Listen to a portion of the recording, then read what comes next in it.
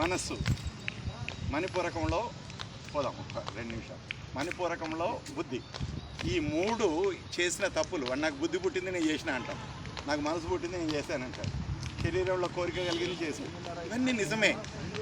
ఆ చేసిన తప్పులను సరి చేసుకోవడానికి అనాథంకి వెళ్ళాలి.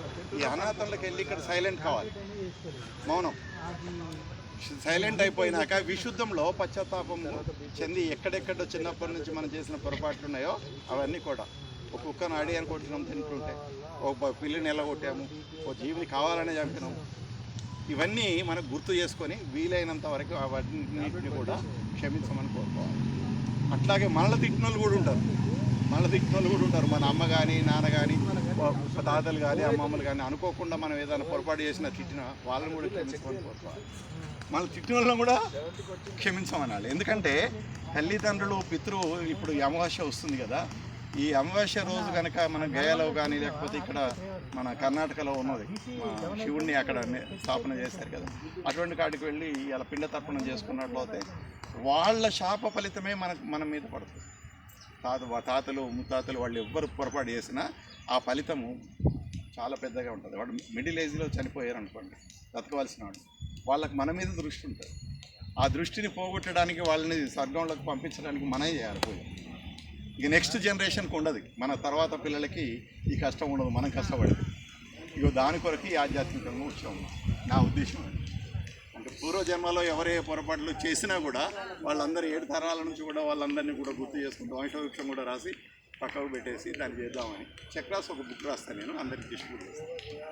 ఇప్పుడు మూలాధారం ఉంది, అక్కడ పంచభూతాలలో భూమి ఉంటుంది, దేవుడి తలలో గణపతి దేవుడు ఉంటాడు, పెటల్స్లలో 4 పెటల్స్ ఉంటాయి ఫ్లవర్కి.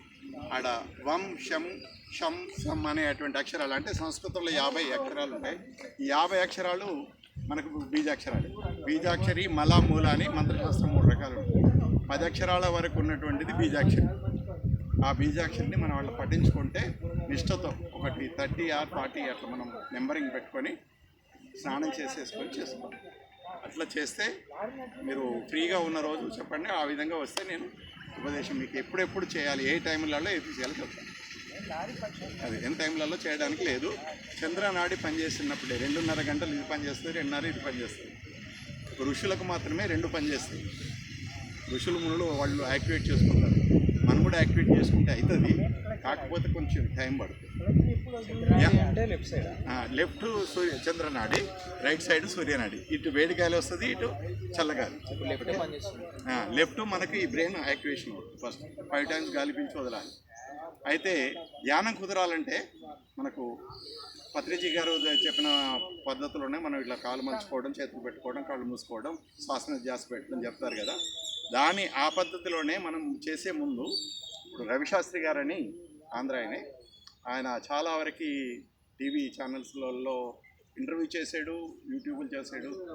హిమాలయ యోగి దగ్గరికి వెళ్ళి ఆయన కొత్తగా కనుక్కున్నాడు. 3 ఏళ్ల నుంచి కూడా ధ్యానం కుదరని వాళ్ళకి 3 నిమిషాల్లో కుదురుతుంది. 3 minutes ఉంటుంది. ఆ 3 minutesలో కుదురుతుంది. అది ఆ ధ్యానము, ఆ టెక్నిక్ మనం అప్లై చేస్తున్నాం. ఆయన 4 o'clockకి ఆన్లైన్లో చేయిస్తున్నాడు. మీరు కాన్సన్ట్రేట్ చేస్తారు? అవునండి. ఏది ఆలోచించకుండా మనకు అసలు మీరు మనం చెప్పిన పద్ధతి చేసినాక మీకు ఆలోచనలు రావు. మిమ్మల్ని అడుగుతా నేను, మీకు ఆలోచనలు వస్తున్నాయా అంటే ఆ ఆలోచన లేకుండా అయితేనే ధ్యానం అవుతుంది. అది చేయాలి.